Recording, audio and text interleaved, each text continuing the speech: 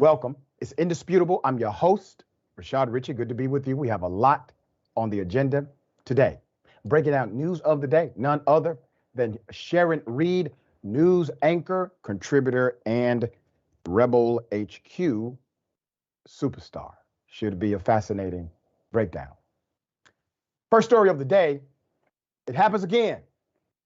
Silencing the voices of democracy. Now Republicans are saying that a transgender lawmaker can no longer represent her district. As a matter of fact, let's go to this. Here it is. Then to Montana. Amidst a wave of anti-LGBTQ legislation from Republicans, the state's first and only transgender lawmaker is now being silenced after she said this about their push to ban gender-affirming care for children in that state. Take a listen. If you disallow the use of the medical care that is accepted by every major medical association, if you disallow that care and don't allow people to have access to that, the only therapy left is either A, meaningless, or B, conversion therapy, which is torture.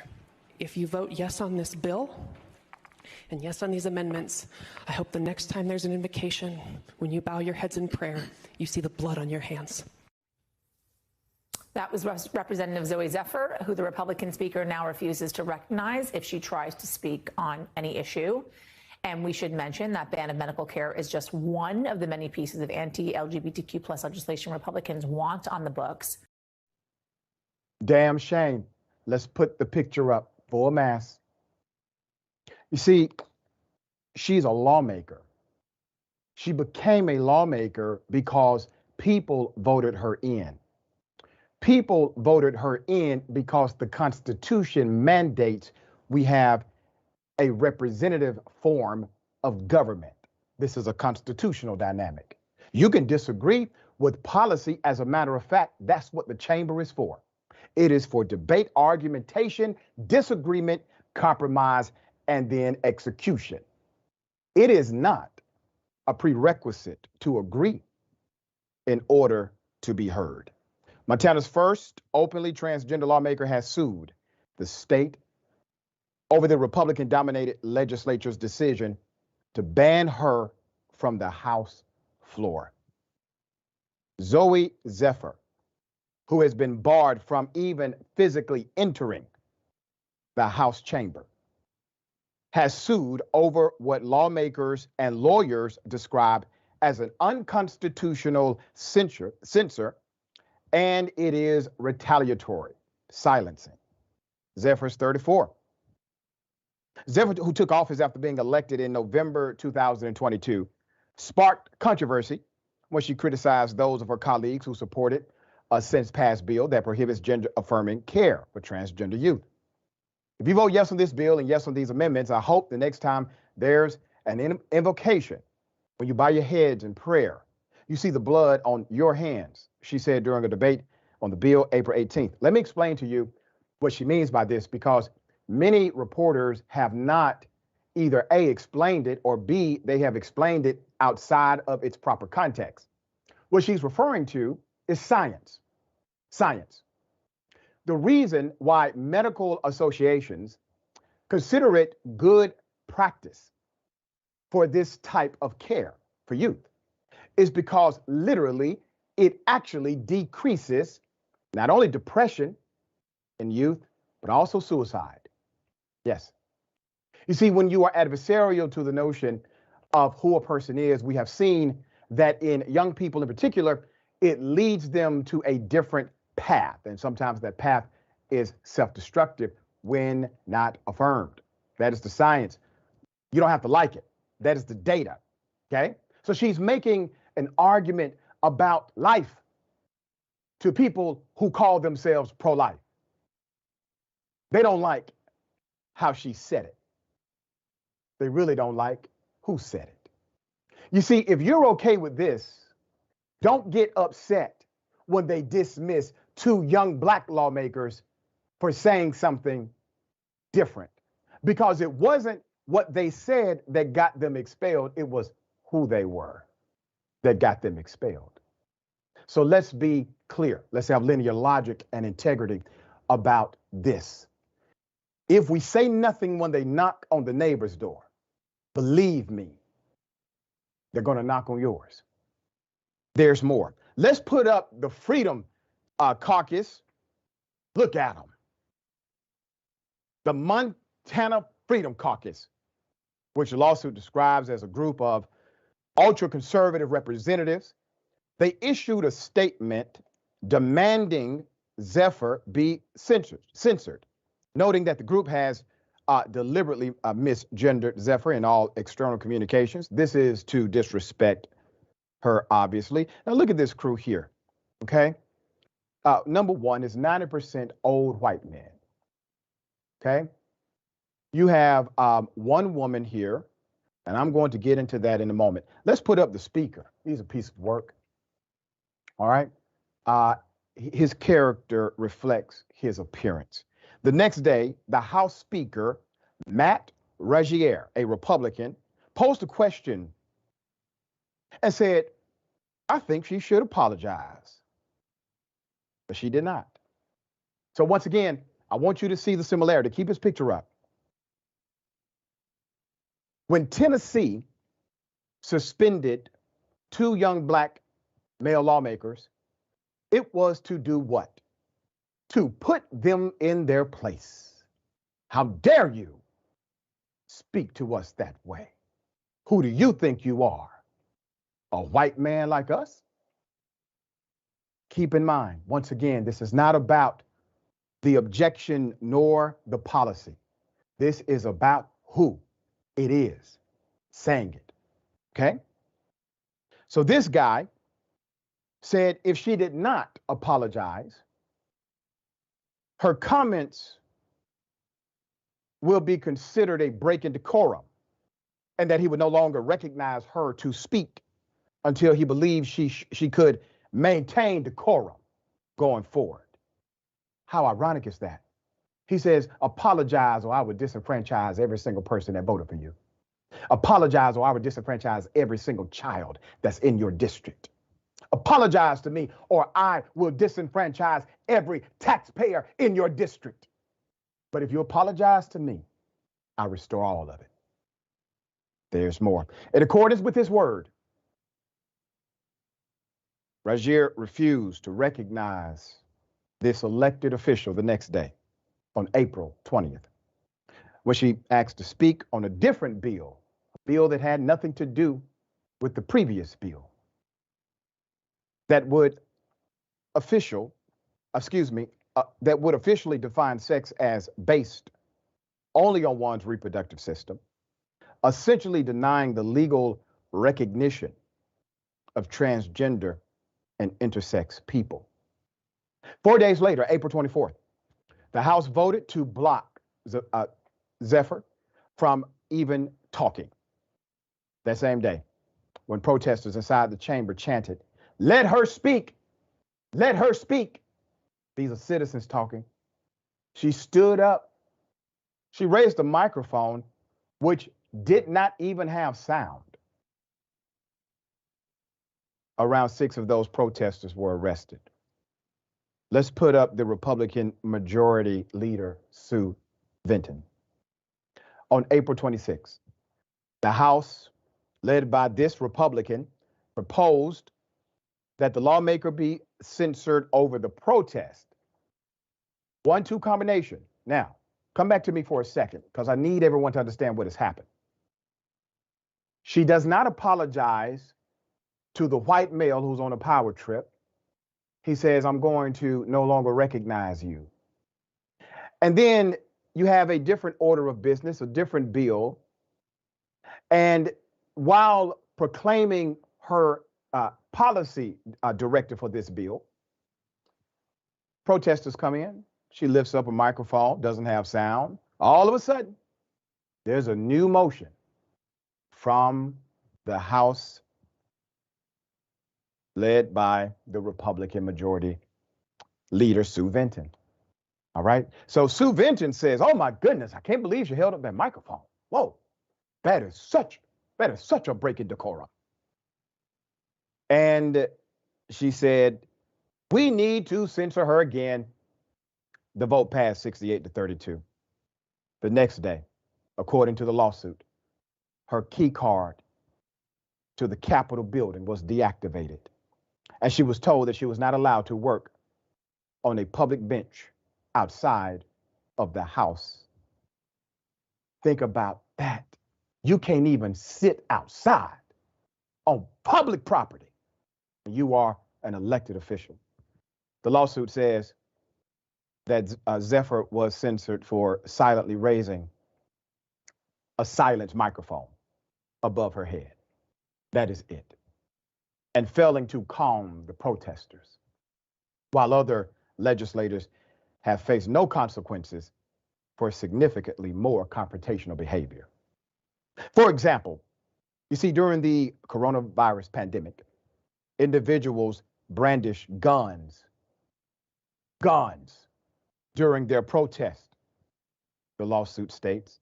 Despite them brandishing guns during their protest, no legislator was disciplined in those situations for the behavior of those with whom they were politically aligned. They brought guns, and absolutely no censure happened. The lawsuit filed by the ACLU on behalf of Zephyr and four constituents says that the measure not only deprives her right to freely engage with the legislative process, as she is elected to do, it also denies representation of the constituents, which is true. Since the motion was passed, Representative Zephyr has been effectively removed from the legislative process entirely, and the voices of her 11,000 constituents have been collectively silenced. The lawsuit alleges that the retaliation is based not only on her actions, but who she is. First open transgender woman elected to Montana legislature and a member of a community that has been targeted by the current state of state lawmakers in office. Listen, I want to appeal to those who may lean right, okay? I want to appeal to you. This is the shredding of democracy. You may not agree with Ms. Zephyr, but we should all agree that the constituents who elected her deserve a voice and a seat at the table. Because we all know if you are not at the table, you are on the menu. This action has put 11,000 souls on the menu that have no representation now. Nobody to say, hey, wait a minute, let's think about this. It would affect my community in this way. This is not simply about policy anymore. This is about down, low, horrible, corrupt dictatorship and control. And what are you going to do? You know it. To those who may not subscribe to the left-leaning ideology that I do, fine.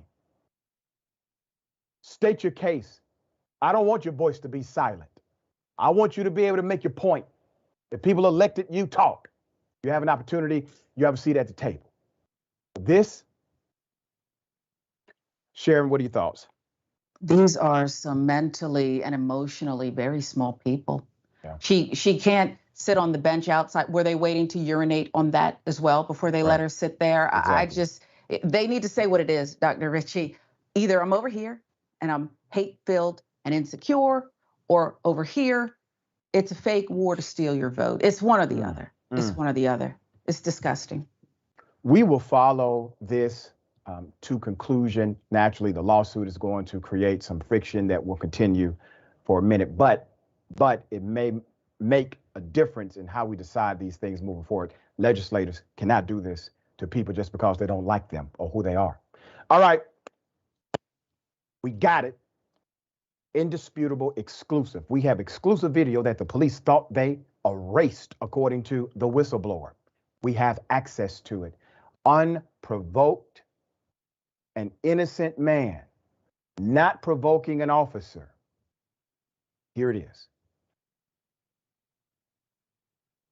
All right. So this is the first part of the incident.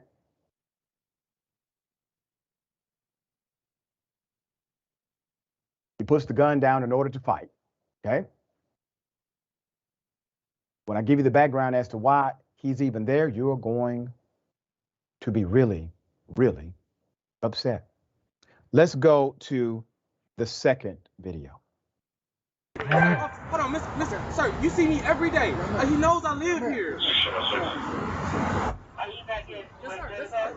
I'm sitting down. Your card don't work. I don't know why it doesn't work though, sir. You see me every day when I come here, right, officer? Your card. I come here for work every day. Yeah. He sees me. Your card don't work. I didn't break no rules, sir.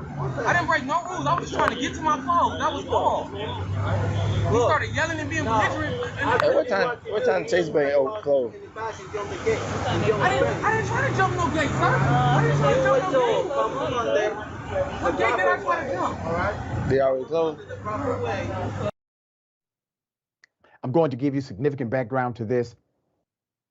You clearly saw the officer take his gun out, put it on the hood of the car. He's ready to fight. Obviously, significant violation here, right? Well, the video disappeared. Local media heard about the incident and tried to get the video, but could not because it was gone. But we do have it. Put up the picture, full mask. In this exclusive, you see Sergeant Ortega attempt to fight a man and slams his weapon before accosting the individual. This is in Riverdale, Georgia. We have reported on Riverdale, Georgia before. You see, the whistleblower says that Sergeant Ortega is the same officer where we reported a bank robbery that was caught on video as far as the chase is concerned a few months back. If you remember that, it appeared that Sergeant Ortega was picking up money. Those are the screenshots. In regards to the traffic incident, the whistleblower sent us a copy of the letter from the chief of police, Chief Spivey, to Sergeant Ortega regarding the incident where Chief Spivey apparently suspends Ortega for this action. Let's put the letter up. We have it.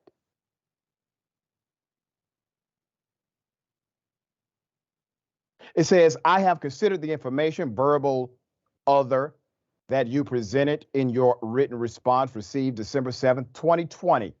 Okay, this was in 2020. After a review of all the facts and your written response, I have decided to suspend you for 4 working days, total of 40 hours effective January 5th, 2021. Now, put up the conditions of the suspension.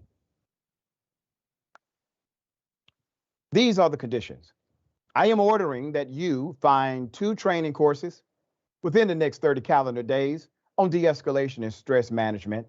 Once you locate these classes, you will communicate with the training coordinator and me if necessary to enroll in both classes at the earliest possible time. If there is a delay in attending either or both classes, you must notify me in writing. You must be enrolled in both classes within 90 calendar days. Failure to complete the instructions outlined will result in severe disciplinary action, up to and including termination. I am ordering a fitness for duty evaluation by a police psychologist. You must attend a session with an identified police psychologist by December 17, 2020. It continues. Let's put it up. You are prohibited from working a part-time job at Legacy at Riverdale Apartments, aka Villages on the River, aka Chateau Village Apartments, until after February 12th, 2021. Please refer to Riverdale Police Department Standard Operating Procedure 2020, Section 49 if you wish to appeal this action. Please communicate with Captain Weathers to obtain any equipment necessary to return to duty on January 12th, 2021. So look what the chief did. The chief says, listen, I need you to go online, all right? I need you to go online, I need you to find 2 courses, one about stress management and de-escalation. Find those courses, tell us about the courses, put it in writing, go ahead and take the courses. I give you up to 90 days to do it, all right? I'm going to suspend you for 40 hours. You can use your vacation time if you want to. And after I suspend you, you'll come back in January. But listen, you can't work at the apartments anymore. Chief, if he's not fit to be a damn security guard, what makes you think he's fit to be a police officer?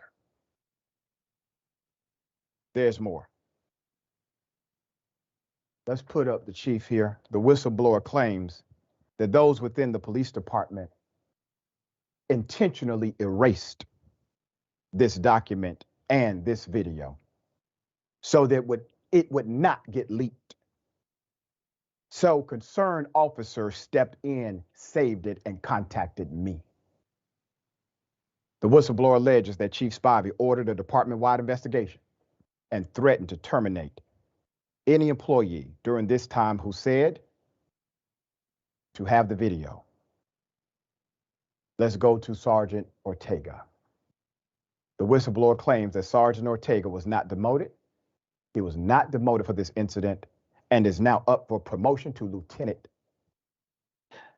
This morning, there were multiple attempts to reach out again to the Riverdale Police Department for comment about this story via phone calls and emails. There has been zero response from the department at this time. Listen,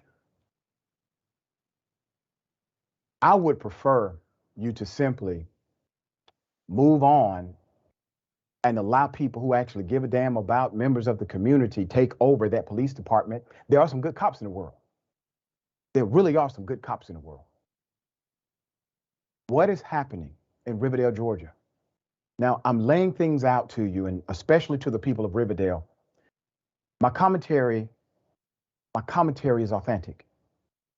The information has been vetted. The insiders, the whistleblowers, who do you think they are? They're police officers. They're police officers. So don't fall for the rhetoric to not listen to this because Dr. Richie is just anti-police. The police gave it to me. Good police. Good police who are risking their lives to make sure that these things are exposed. Don't allow them to dissuade you from the reality of what's happening in your local community. All right, Sharon, thoughts here. So right now, instead of a criminal investigation going on concerning these really bad cops, they are investigating, I assure you, Doc, and you know this, you. Yep. And how you got the truth, how you investigated and got the truth. These people have taken over. They're holding the community hostage and other officers who want to do a good job. Wow. Yeah. Yeah. Wow. We have more. And listen, more is coming this week, next week. All right. Decisions have to be made. Mayor, council, you all are in charge at the end of the day. Representative form of government, they elected you. All right. Chief has to be appointed and approved by your council. This is still a political dynamic at the end of the day because the police cannot operate without political cover. All right. We will bring you updates as they come. What if I told you a black waiter was forced to listen to people call him the N-word or just say the N-word loosely? Couldn't do anything about it. Let me first do this. I want to take you to the video. We'll get into the background of the story. Here it is. Story time. A party full of people wearing Confederate flag gear just tried to come eat in our restaurant. Now, when I say a family decked out in Confederate flag gear, they literally had what could have been a 2-year-old baby in a Confederate flag hoodie or whatever. And then under that, he has a Confederate flag onesie on. Like, it is never that deep, ever. And then other people that had hoodies, hats, all this. And they're sitting in the middle of the restaurant, too, which is just a terrible coincidence.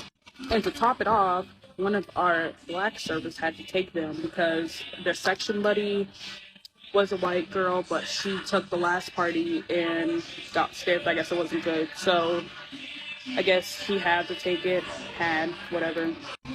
So the whole time he's there, he said they're not talking to him. They're not really looking at him. They're N-word this, N-word that, while he's there at the table, y'all. While he's there at the table. Like, they're not even trying to be quiet. They're not even trying to stop. And this server is a server that's always happy, loud, outgoing, making sure everybody's good. He'll be like, you need help, you need help. Like, he'll literally go out of his way to help. And when he got quiet, like, we knew something was, like, wrong. So we're like, where's he at? Where's he at? And all this. And this man, he ended up going outside crying. And this is a grown-ass man. Like, he ended up going outside crying. And he still served them. He didn't throw a fit. He didn't do nothing and all that, which props to him. Because I would have been at that table. I would have heard the N-word and I would have... Truly props to him. Because your girl, it would have been over. Put up the picture. A viral TikTok video posted on Saturday describes how Arthur Mandy, a black employee at the Westchester, Texas Roadhouse in Ohio, the Westchester, Texas Roadhouse in Ohio, was forced to serve a table full of neo-Confederates. He says, and I quote, "They completely dehumanized me." The incident got so bad that management eventually had to tell all the black employees to stay away from the entire dining area until they left. Keep his picture up. Dear brother, you're a good man. You're a nice man, decent, happy. The company that decided to tell you and all black employees to stay away from the white racist patrons, that company does not respect you. I encourage you to seek employment elsewhere. Mandy, Mr. Mandy, 41 years of age, said he expected the party to be his last table for the night. A reservation was set for 11 people. But initially, only a small group showed up, including a baby wrapped in a Confederate coat. But Mandy said he didn't really notice customers' attire until more people joined the group. The rest of the parties walking in, the managers come and pull me aside and say, hey, if you have any issues with this table, let us know, Mandy said. Mandy told the Daily Beast that he properly focused in on the group when an older male customer sat down with them. I'm going to spill or whatever things that we offer, things that we have, what he may like. And he says, well, I'll tell you what, boy, just give me a water with lemon. Mandy said that he grabbed the guest water, but the man kept rushing to finish his drink to order another, as if he was challenging the waiter, consistently calling him boy, and never making eye contact. He said the rest of the party joined in on the older man's tactics, laughing and snickering throughout. Mandy said he spent 20 minutes just getting drinks. Mr. Mandy is a father of 4. Said his heart was broken when a 5-year-old child with the group was directed to not speak to him while he served the table. You know why the child wanted to speak to him? Because the child doesn't understand racism yet. Child doesn't understand bigotry and hatred yet.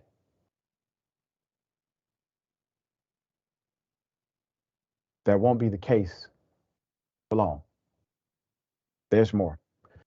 Then his mom chastises him in front of me. And she's like, you don't need to talk. He has a job to do. He needs to concentrate. The party allegedly ordered more than $400 worth of food. But Mr. Mandy said they complained so much that they had their bill knocked down to a fraction of that, which was probably the plan before they got there, dear brother. They also continued to distract other customers in the restaurant during a busy night, loudly using the N-word and creating a scene. Mandy said it got to be so much that he had to walk outside and cry. You know, I get really upset when people try to take dignity away from you. They was trying to take your dignity, brother. And your company, your managers, they allowed it. Now I know they're not going to like what I'm saying about them. Fine. It's true. Because if your management was appropriate, they would have went to those racists and said, get the hell up out of here. Don't you ever come back, I'll trespass your ass to jail. Real simple. You can enforce those rules. It's called private property rights. Let's put it up. Here's the restaurant. Mandy refused to go back to the party, which upset them. They're mad. Why? Because they think he's their slave.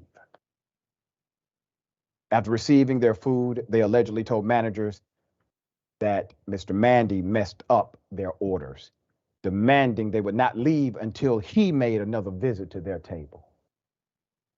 When they eventually did leave, they waited outside in the parking lot as if for Mandy, only leaving once a manager threatened to call the police. Threatened to call the police? Threatened to call the police. You see? Now, if you don't think this is systemic, this is cultural, that this is bias inside of our psychology, think about this. Do you believe if, let's say, black nationalists went to a white restaurant, okay? And they started to engage in conversations that were adversarial to the wait staff or that were critical or even downright rude to those around them, do you think the management would have said, hey, all white people, listen, just be okay with it. Just stay away from the table for a little while. All right, it'll be okay. No, they would have called the police. Okay? Now, keep in mind, because I don't want anyone to get it twisted. Black nationalists are not racist. But even in that context, they would have never been able to stay inside of that restaurant. Why do we play games with racist, violent people as if somehow it's something to play with? These individuals could have severely harmed Mr. Mann, and I'm sure given the opportunity that possibly could have happened. All right. Sharon, I was so upset when I saw this story. What are your thoughts here? My focus, Dr. Ritchie, is on just the management and not the filth, because I think they are what they are. The management is my focus because there are too many people like this, white people who seamlessly blend in with society and allow this kind of indignant behavior. Yeah. They're the reason Emmett Till was hunted and Ahmaud Arbery was hunted. Yeah. They're the reason. That's right.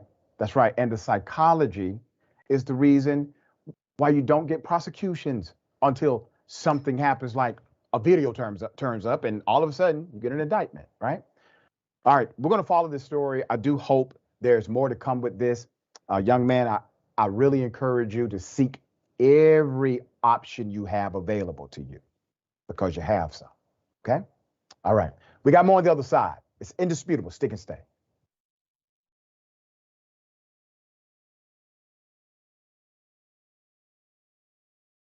Indisputable has been named the fastest growing news TV show in the United States of America, compared to all shows on CNN, MSNBC, Fox News, and roughly 30 others. What do we do on this show? We tell the truth. You know why we tell the truth? Because the truth is simply indisputable. Donald Trump radicalized citizens. He's the chief terrorist. Republicans still want you to think that critical race theory is the greatest evil that can happen in K-12 education.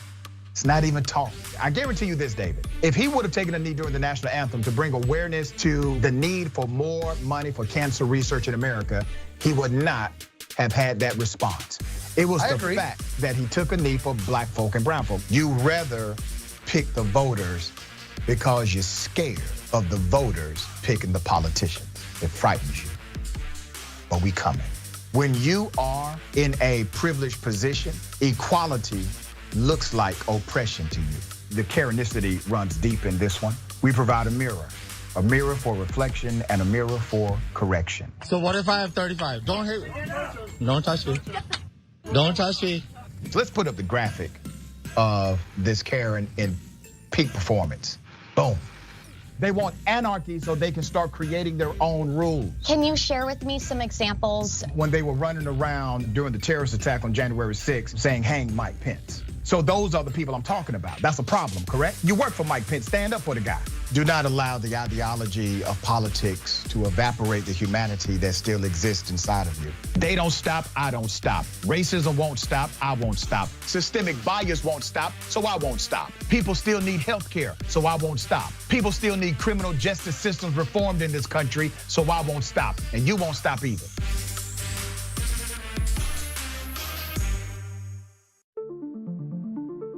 Universal health care, raising the minimum wage, doing something about climate change and gun violence and an unjust justice system that locks up black and brown folks. We're not going for the okie doke no more. I think Nina Turner is the leader of the progressive movement right now. It is absolutely a sin and a shame to be in the 21st century in America and having people who are elected to office not only try to separate us, but also use public policy to make it harder to vote. The questions that we get asked is how you gonna pay for it? I say, oh, we gonna pay for it the same way we pay for the tax cuts. That's how we gonna pay for it. We gonna pay for it in the same way that we give military industrial complex contractors. That's how we gonna pay for it. If standing up for a universal health care or Medicare for all is wrong, Jink, I don't want to be right. If believing that working people deserve to have paid family and medical leave is wrong, I don't want to be right. If wanting everyday people of this nation to live a good life is wrong, then I don't want to be right. And we are being tested whether we have courage enough, conviction enough, people power enough to stand up and do what is right for ourselves and generations yet unborn. I'm Nina Turner, and I am unbought and unbossed. When I started, TYT had already been around for 5 years. It was very possible that it was just gonna crumble and fall apart. Long before I started working here, I listened to years of TYT. I came in as a college kid at SC. I was trying to get into broadcast. I was in a family that thought we were liberal Republicans. I wish I could sit down with people and give them the opportunity to get to know me on a deeper level. We moved generations. Am I proud of that? Hell yeah, I am.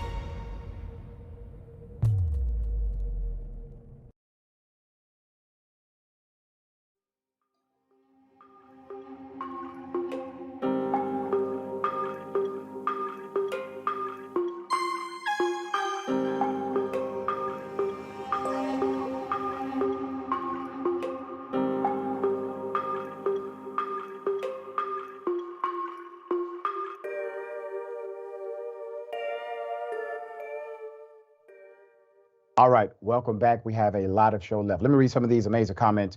I'm kind of pressed for time, but I will read as many as I can. All right, great point. Mickey C. Silverhead Dragon says, Republicans know they cannot win elections, so instead they're eliminating Dems who have been voted in by the people. DeSantis did it, that's correct. Tennessee tried to do it with 2 justices. Now they're illegally changing laws to allow them to overturn the will of the people. That's right, that's right. People are supposed to pick the politician, but when the politician doesn't believe that they can win, the politician will start to pick the voter. They will start to pick the people who can participate in democracy. All right. Thank you for that, Meredith Putvan. Thank you so much, Meredith.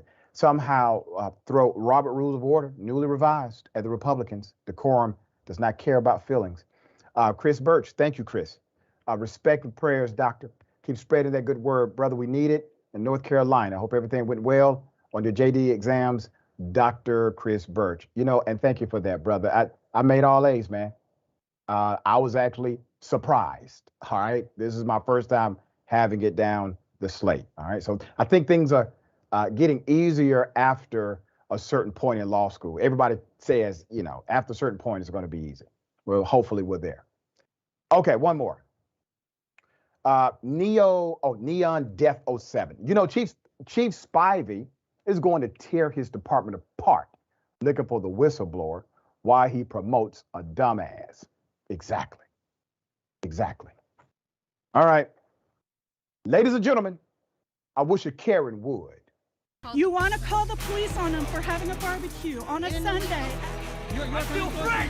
Back off! I'm going to tell African-American man threatening my life.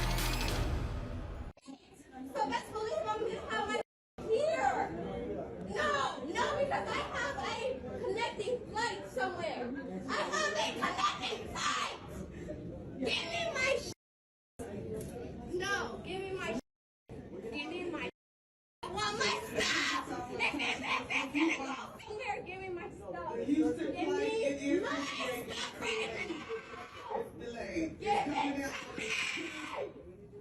Give me my stuff. Exactly, because it's in my and I'm not gonna get on it. Give me my stuff. Give me my stuff. Give me my Give me my stuff. I'm gonna follow you. Yes, I will follow you with my boarding pass. I will follow you with my boarding pass. Karen, you're not you when you're hungry. All right. Let's put up the picture. Best one we could actually screenshot. So according to the narrative, this particular Karen was really upset about a delay in luggage. Well, that delay is a delay. I get it. Inconvenient, yes. But handling it that way because of inconvenience will always get you landed right here. I want to say something about the professional who attempted to inform the Karen of what was happening. Way to go. Way to go. Someone in policing should definitely look at your video to practice de-escalation. You remain professional. Your voice remained calm. You never allowed the emotionality of the other individual to bring you out of character. Way to go. Sharon, you know, there's entitlement and then there's this, well, I get it, you're inconvenienced, but extreme behavior from there. What are your thoughts? I almost don't want to say it, Doc, because you're so professional, but, and you're right. If I wish they would have tased her ass. I'm being honest with you. Really? Just one time. Listen, I laugh because when I did Court Watch, I went to Judge Chris Ward. Judge Chris Ward is an Atlanta judge, and I had to do this part of my internship.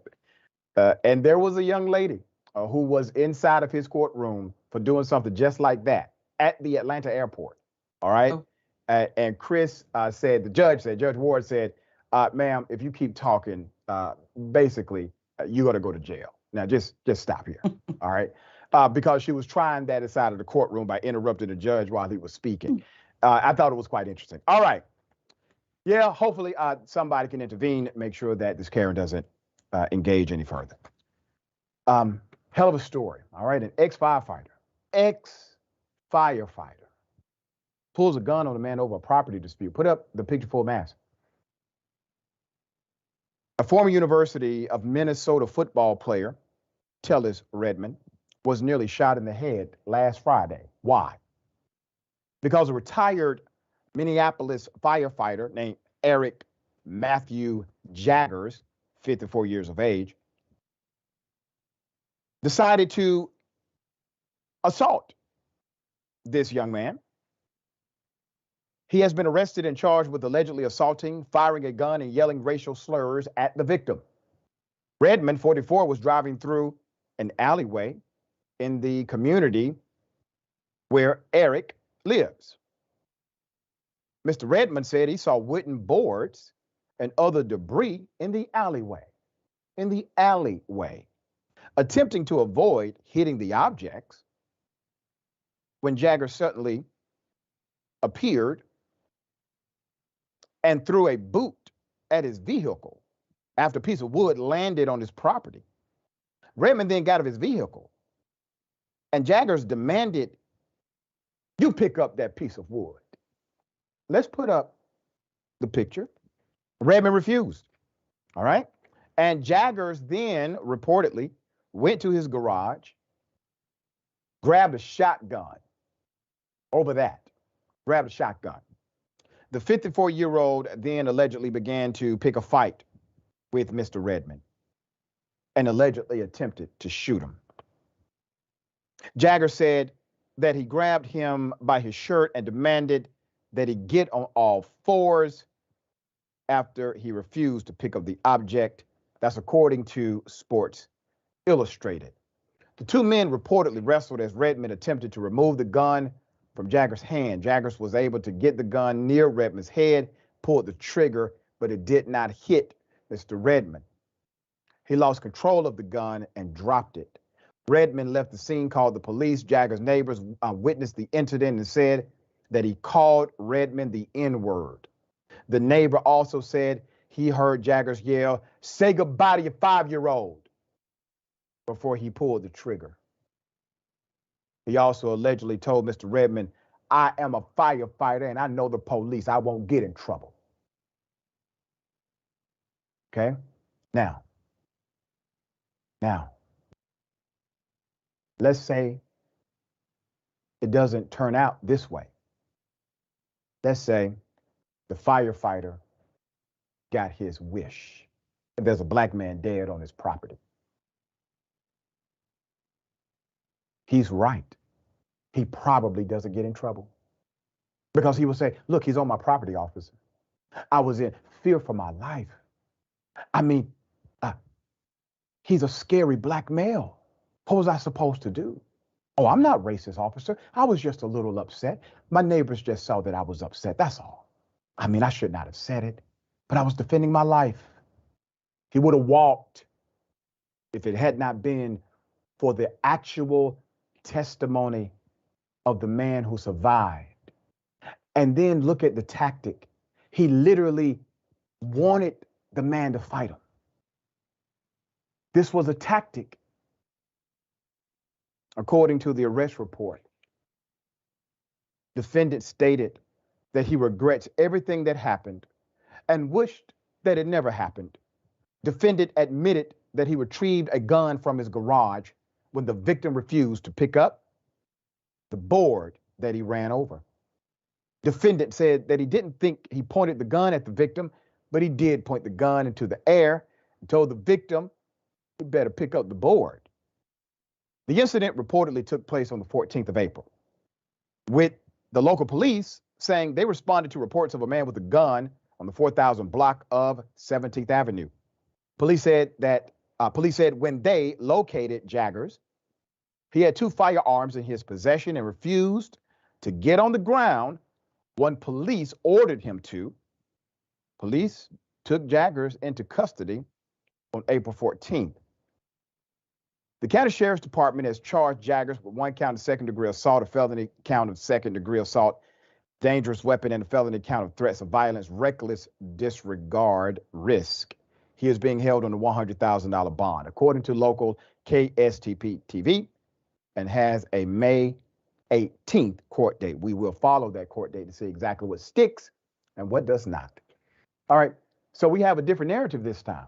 The black man survived and is able to tell us detail by detail as to how he got on this property, why he was outside of his vehicle. Because literally, if you don't have that testimony, the person who would have been the would-be killer gets to fabricate all of the prerequisite up until that point. And based on that narrative and no rebuttal to that narrative, he likely gets away with doing the unthinkable. But the black male is here to tell us exactly what happened. How many times do you think it has happened the other way? All right. Sharon, thoughts on this? I'm still surprised that he told a story and somebody believed him. Yeah. And an arrest was made. I'm still pretty stunned by that. This is yet another example, Doc, of how they are hunting Black people. Yeah. We're going to update on the 18th, after the 18th, because what I see here is an attempted murder. And I think a prosecutor can make a case that this entire thing could have also been premeditated given the strategy this person used in order to try to get this brother to engage in combat. All right, we got more on the other side. It's indisputable. Stick and stay.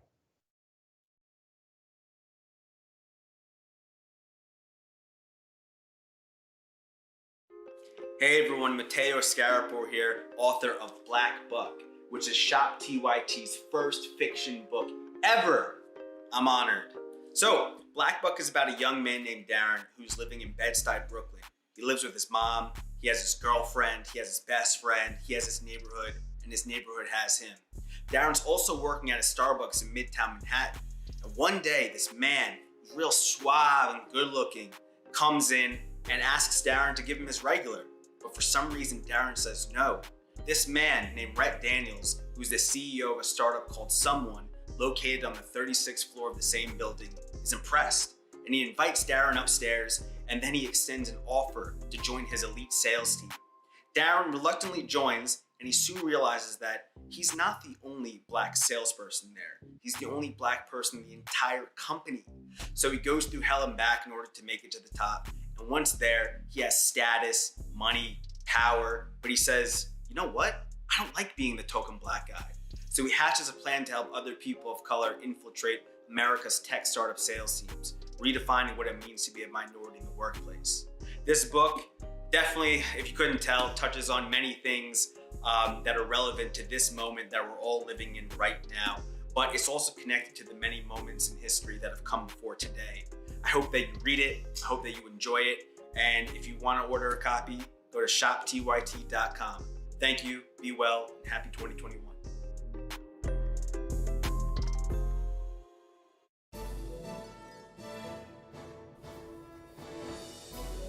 Breaking news with Brett Ehrlich. This is Brett Ehrlich with breaking news with Brett Ehrlich.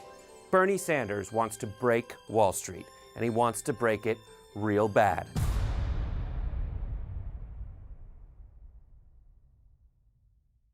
What's happening? I'm Rashad Richey, host of Indisputable with Dr. Rashad Richey right here on TYT. Let me tell you what we do on Indisputable.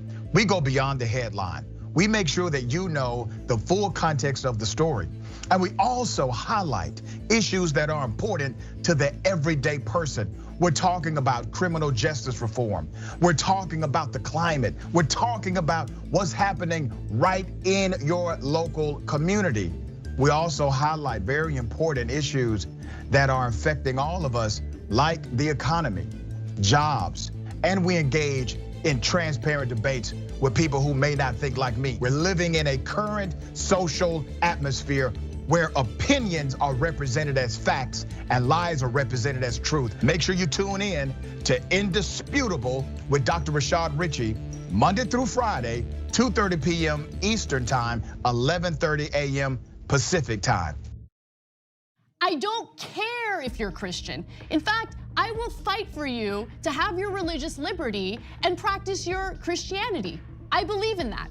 I don't believe in Christianity, which means that you do not get to dictate the way I live my life based on your religion. I don't care what the Bible says. You have every right in the world. All those women who identify with your religion have every right in the world to not get an abortion, to not take birth control, but they do not have the right to dictate my life and what I decide to do with my body. I don't care about your goddamn religion. I'm so tired of having nonstop conversations about what the Bible says. You live your life in the way that you interpret the Bible.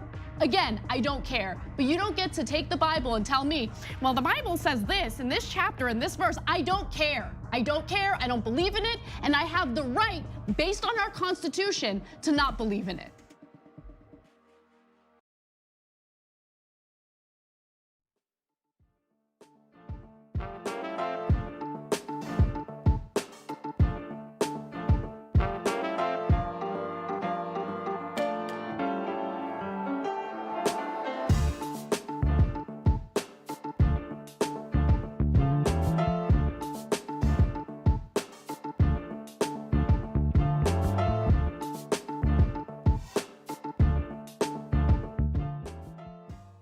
Good to be back with you. A lot of show left. Okay, let me go to these beautiful and amazing comments. I don't have time to read them all, but read as many as I can, all right?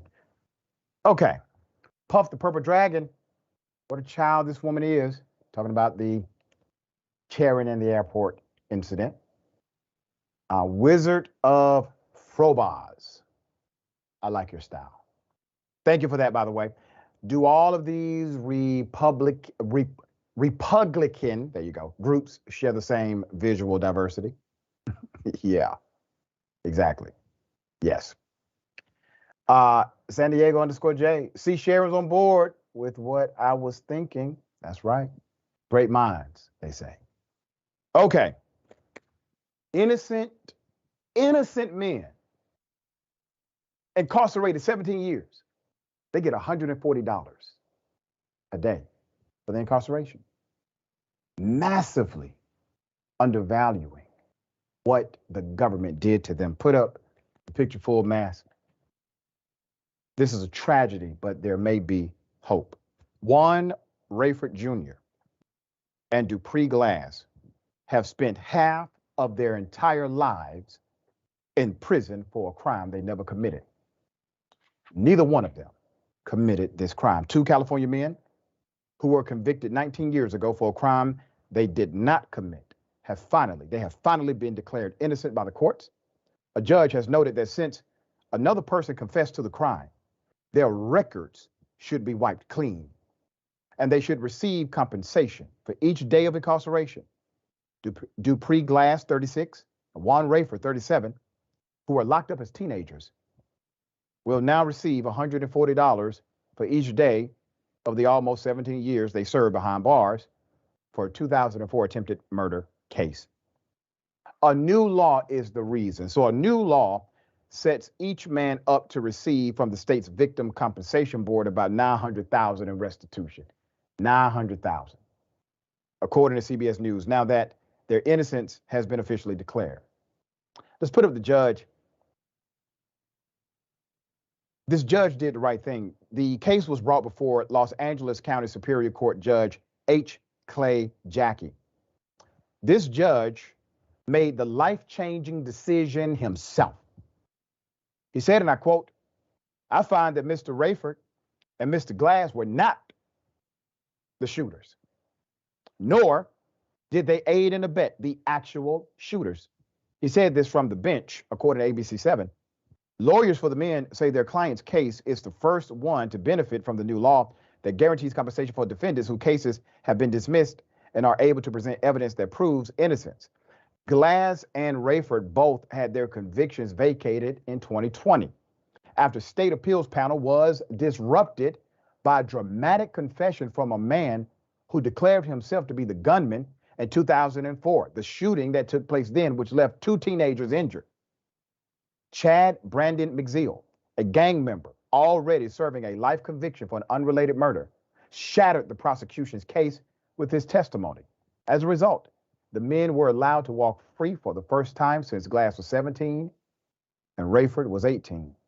A trial to determine their innocence started on October 2022 and culminated on April 20th, 2023. I thought about this day for so long. I thought about it when I was locked up for 17 years. I thought about it for my last 2 years being free. I wanted for this day because, I knew I was innocent of every crime they said I committed. Rayford, now a father, said after the ruling. What did Glass say? Glass also commented, saying the Thursday of the judge's ruling was wonderful and ended a 20-year nightmare. A 20-year nightmare. It was finally over. We can go on with our lives, Glass said. On the day of the incident, shots were fired into the victim's Lancaster home during an altercation with a group of kids. Glass admits he did go to the victim's house, but only to fight. The Los Angeles Times reports. While he was there, someone started shooting and the young man fled. 10 days later, after the shooting, Glass recalls his picture being on wanted posters for attempted murder. During the original trial, the prosecution successfully argued under the kill zone theory that Glass and Rayford planned on murdering 11 people around them. 11 people around them. The co-defendants were convicted of 11 counts of attempted murder and sentenced to 11 consecutive life sentences. 10 months after the incident, Glass had to reconcile the idea that he was going to spend the rest of his life in prison for the crime. Never wavering on their stories, Glass and Rayford had always maintained they were not the shooters. They were not behind two others sustaining non-life-threatening injuries. That trial never should have been brought in the first place. There was no evidence tying them to the shooting. Zero. according to defense attorney Annie Delladonna, noting that neither of the men had criminal records at the time. Ms. Donna even stated the then young men never had a gun. In fact, for at least 5 years, the Los Angeles County District Attorney's Office had been aware of witness statements that suggested Glass and Rayford were wrongfully convicted. Still, nothing was done, and they remained in jail until the 2020 law was introduced, and they were allowed to present their case again before the court. Glass and Rayford owe a great deal of their freedom also to the hard work. I want to mention this, to the Innocence Rights Project at the University of California. They were deeply involved. The Irvin School of Law. Defense attorney Eric Dubin and Jackie was meticulous in detailing why he was declaring the men innocent, a necessary ruling for them to benefit from the law. This is not the end of the saga. The lawyers plan on filing lawsuits against the state, the county, the district attorney's office for wrongful prosecution. Okay? 2 men, 2 children, actually. They get a murder pinned on them, attempted murder pinned on them. They clearly didn't do it. No evidence connecting them to it, no forensics, and they both corroborate the same exact story. We didn't do it. All right? Doesn't matter. You're black, you're young, you have a prosecutor who's willing to ignore the evidence, you get a conviction. Their children, when they get this conviction, think about this. They didn't do it. And to get a mere $140 a day, let me tell you why. You don't simply calculate what a person may have made via income. This is punitive. You have to allocate some punitive remedy here. There has to be a punishment for the government, and the only way you can punish the government is through what's called punitive measure. That means money. All right, Sharon, thoughts on this? I want to praise Innocence Project, these various organizations, this incredible judge, because they've done good work, Dr. Ritchie, but I just want to rail against these prosecutors and others who are part of the system that make it their business. They know when it's wrong, but they just keep going. And then they want laws passed to keep you from getting not even 50 cents on the dollar. I don't know how you can sleep. You must be so tired. How do you sleep knowing you've done this? That's right. That's right. And to think this would not have even happened if it had not been for the law changing, which once again equates to policy. Good policy creates life. Bad policy creates death. All right. What if I told you the police shoot a hostage multiple times intentionally in order to stop another person, and they are justified in doing so? Yeah, shooting a hostage on purpose. Put up the picture.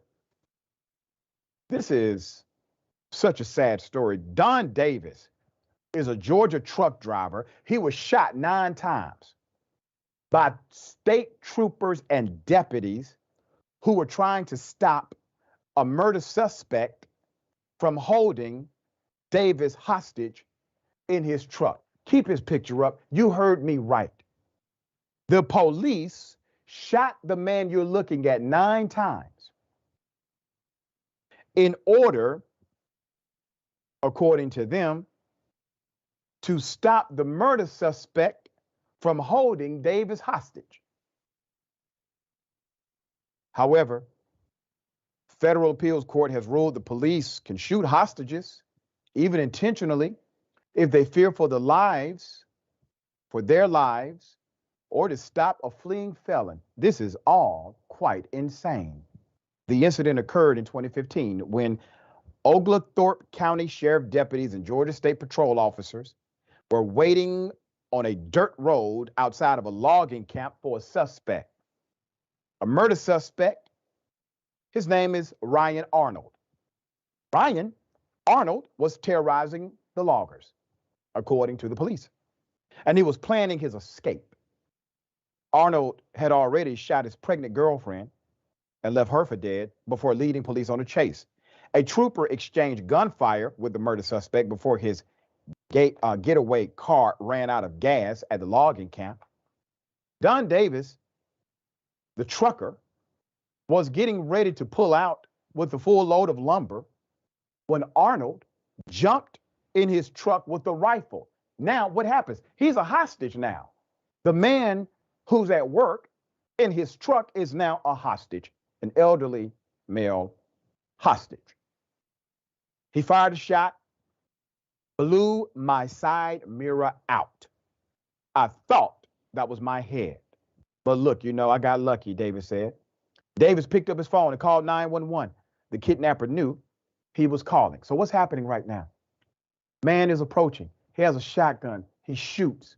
It's a scary situation for this trucker. The trucker still has enough ability, capacity to call 911. Why? Because he believes 911 will come there to help him. The man who actually held him hostage refused to shoot him. The insanity of this. But the police that he called to help him decided otherwise. Dispatch records confirm. Police were told that the hostage was driving the logging truck with the killer threatening his life. So they knew he was a hostage, is my point.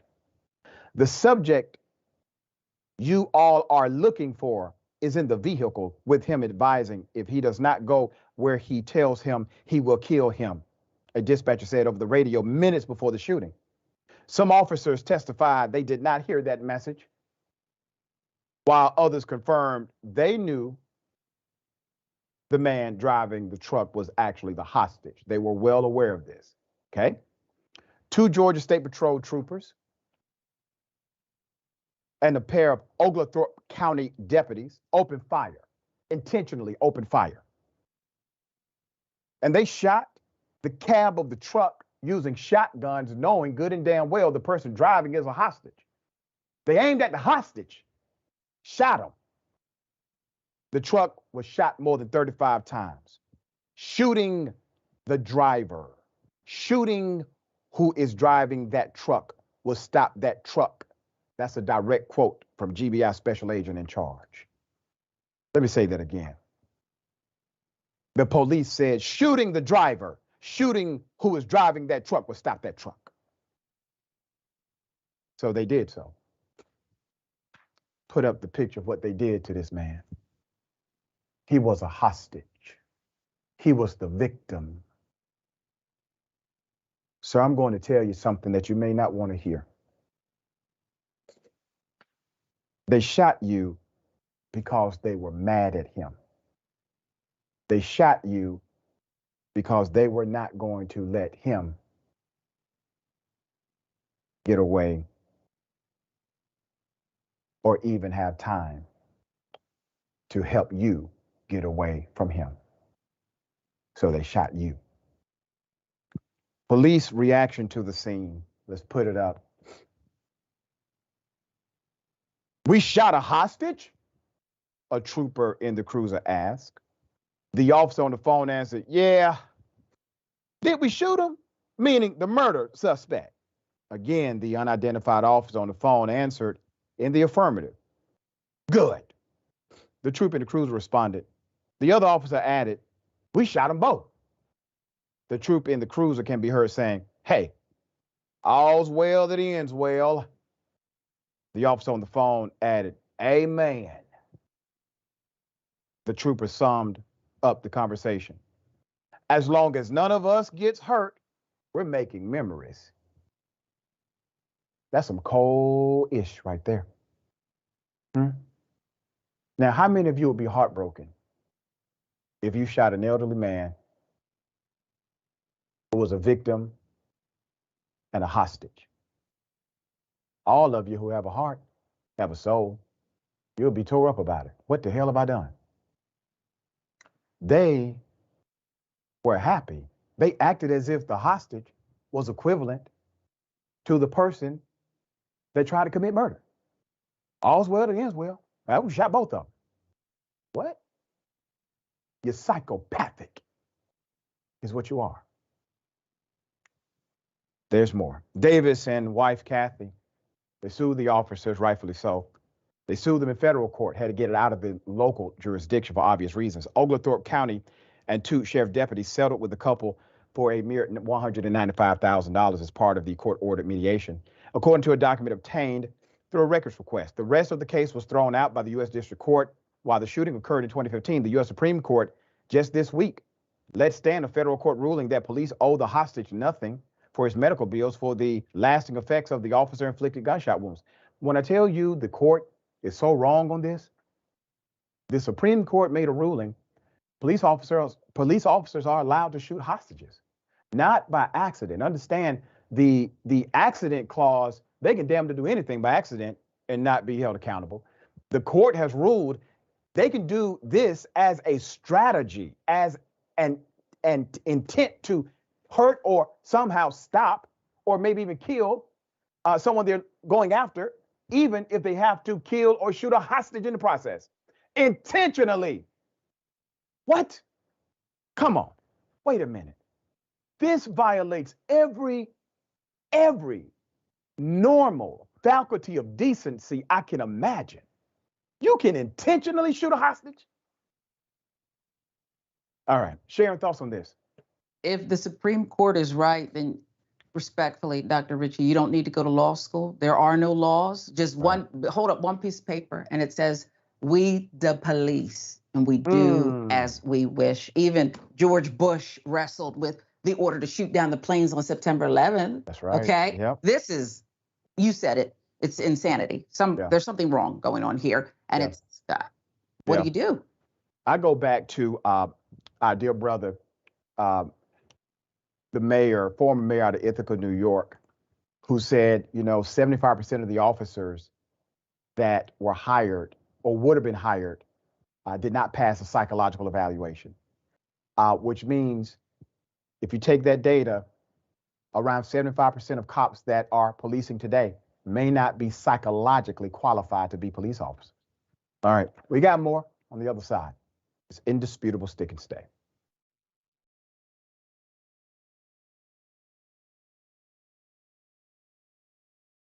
Do all of you know the Young Turks?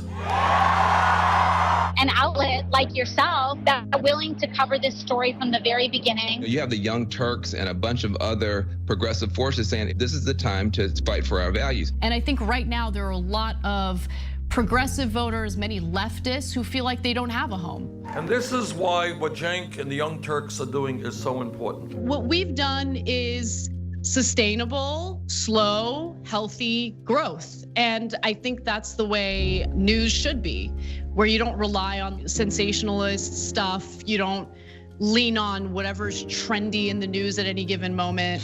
You just go with the truth. You gave me a platform. You've uplifted so many other progressive voices through this network, and you're constantly looking for people that you can amplify through the work we do, through the infrastructure that you built at TYT. It takes those early people who believe that can really be the seeds of this movement, and that has been the Young Turks. We're super serious about the news.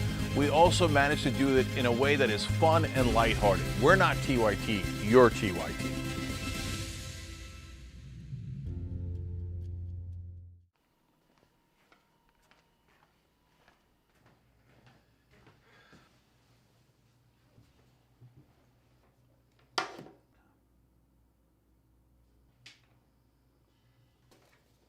Welcome to the Damage Report. I'm John Idarola. This is gonna be a big one. Meanwhile, in the Arctic, you know where this is going. You watch the Damage Report, the Arctic's on fire. Obviously, why would we be talking about the Arctic except to tell you that it's melting once again? The Republicans aren't that interested in it. I wonder why. Lift out of poverty up to 3.7 million people, including an estimated 1.3 million children. Hashtag save the children? Not if it costs money. I mean, come on. Welcome to Indisputable. I'm your host, Dr. Rashad Richard. We got a lot happening today. But what do we do on this show? We tell the truth. You know why we tell the truth? Because the truth is simply indisputable. Rashad, great to be here. Congratulations on the new show. And I gotta let everybody know that Rashad and I go way back. Here's the pattern that we see in all of these Karen stories. They think they own stuff they do not own. Now, where does that come from? I don't know, maybe slavery. Maybe they think they should still own black people. This is what happens when Karens weaponize the police. When you're used to privilege, equality seems like oppression. It hits you in a certain way when someone is holding you against your will, treating you like you're a criminal and you're an innocent person. This is something that Black people face no matter where they are. A stronger Black economy lends itself to a stronger, greater economy. Don't think it's exclusive of you, it's inclusive of you. What's your beef with critical race theory? It adds more fuel to the fire of the racist tendencies that we already have. We have a generation of problem solvers that can remedy the problem if they are properly taught what the problem is. You know who created redlining in this country? It was a white liberal. I don't give a damn who created it. If it's a racist policy, Shelley, here's what I don't know. I don't know. See, there you go filibustering, brother. You're scared of this truth, but you're gonna get it, though.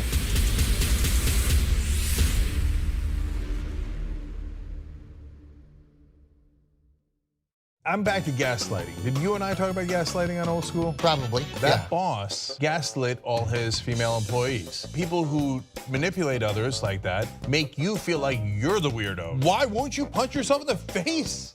What is wrong with you? And you're like, oh my God, I feel so bad. Why didn't I just punch myself in the face and poke my eye out? I'm 47 and I just figured it out like earlier this year. You figured out somebody was doing it to you or that you were that it doing was that it would have been happening my whole life and I didn't realize.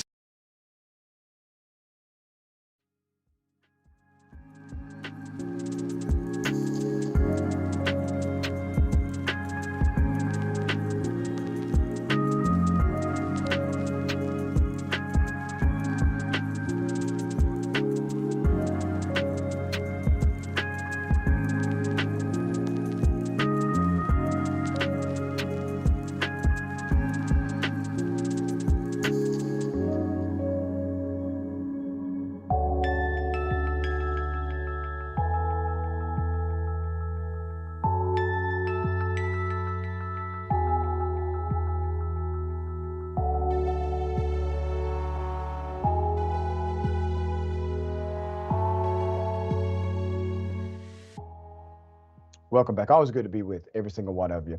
Let me say thank you to Barbara Gutton. Welcome to Indisputable. If you would like to be a supporter of this movement, make sure you subscribe, various levels for all the budgets, all right? Would love to have you join as a partner at that level. Okay, a school resource officer, all right? School resource officer caught preying on a student. Put the picture up. So this fella, all right, thought he wasn't going to get caught, obviously, from Hopkinton Police Deputy Chief John J. Porter is accused of preying on a child during his time as a school resource officer in the town school system. The 54-year-old has now been indicted on 3 charges related to the allegations. He assaulted a 15-year-old student, a child, in 2004 and 2005. He's accused of assaulting the student multiple times off of school property. He had no business even having contact with this child off of school property. This investigation has been handled by the Middlesex County District Attorney's Office and the Massachusetts State Police. The arraignment has not been scheduled. Last August, Chief Porter was placed on administrative leave pending the outcome of an investigation because these allegations came to his doorstep. As of Friday, April 28th, Porter is no longer a member of the police department. In a joint statement, the police chief, Joseph Bennett, his direct boss, and the town manager, Norman Kumalo, said, and I quote, "These alleged crimes have no place in our community or anywhere else, and we extend our sympathies to the victim." So July, a month before Officer Porter, Assistant Chief Porter, was placed on administrative leave, he marked 30 years of service with the police department. His name was added to the police department 30 years of service award plaque in recognition of the milestone. Let's put the chief of police back up, all right? So Chief, I get it. I'm glad you made a statement. That statement sounds as if you and the town manager have concluded that this individual is a monster. I agree with your conclusion. Let me ask you this question, Chief. In all of your years of law enforcement, have you ever known someone who violates children to only violate one? Have you ever known someone, Chief, who violates children to only violate one child? You got work to do, Chief. I will be checking back in. Sharon, thoughts here? Well, my heart is breaking, and you're right. Breaking for the one that we know about, but all the ones that we don't. And I'd like to see a formal investigation launch just to see. That's right. You have to at this point. The man was there in that same city, Sharon. This wasn't a transfer. He was in that same local community for 30 years. 30 years. Imagine the damage he could have done. Okay.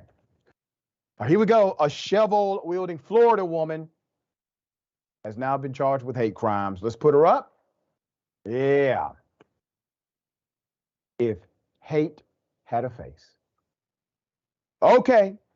A woman in Claremont, Florida, has now been charged with a hate crime after damaging her black neighbor's house, spray painting his car, and yelling racial slurs at him. Yamil LaChapelle Ortiz was captured in security video using a shovel to damage a surveillance camera and then spray painting a swastika on a truck parked in the neighbor's driveway. Let's put it up.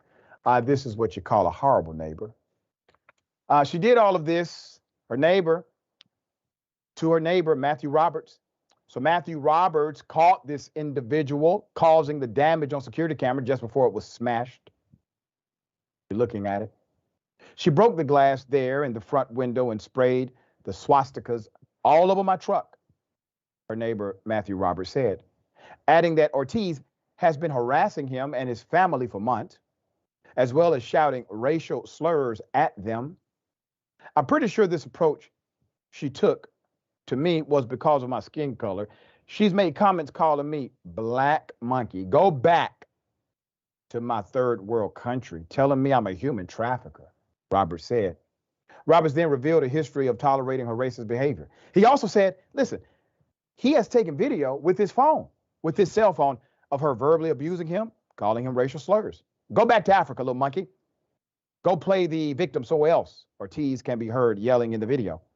Police said that Ortiz claimed that Roberts shaved her head, raped her, and killed her baby, according to the arrest affidavit. Police said those things were found to be not true. It does hurt because I love everybody, Roberts said to Fox 35 News. To treat me like that for my skin color is hurtful because I spend literally half of every day of my life helping people. Ortiz was arrested and charged with criminal mischief, with a crime enhancement, and resisting arrest. Roberts estimated the damage to his property to be about $7,000. That's a bona fide felony according to the state statute. Ortiz was arrested on April 25th, and was being held at the Lake County Detention Center. She has a bond of $5,000 only. $5,000. Go through a bonding company, you give them $400 or $500, they let you out. But she's scheduled to be in court May 22nd. We're going to follow this court case. Now, let's put it up. Many on social media have taken to using the woman's own vitriol against her. All right? I'm just telling you what people on social media are doing. Sharon, the man documented her racism. It was well aware that she is anti-black, obviously, by her own commentary. And then she does this. Now, if somebody was there, think about it. That could have ended even worse if there was a confrontation. All right? What are your thoughts? This is the scariest movie ever. Yeah. And she does look a little like the Geico man. And I understand that that's ugly and we don't want to name call, but she started it, I guess, Doc. Yeah, she started it, so. Yeah, listen, I don't have any problem not taking the high road. I know a lot of people say, you got to take the high road, Doc. No. I take the same road you came traveling on. Toll road. That's toll it. road. Yeah. That's it. All right, Sharon, always a pleasure having you on the show. Tell people how they can follow you, check out your great work. At Sharon Reed Live, very excited as well, Dr. Richie, to be doing TYT Sports. And I just dropped another one today. And what we got? Last Thursday, Jason Whitlock. Just Jason Oh, Whitlock. not that You got to stop it now, Jason. Yeah. I wonder, I think Jason is a real Kool-Aid drinker. At one point, Sharon, I thought the guy was putting on for money. And the more I listened to him, I said, this fool actually believes this stuff. What if it's both?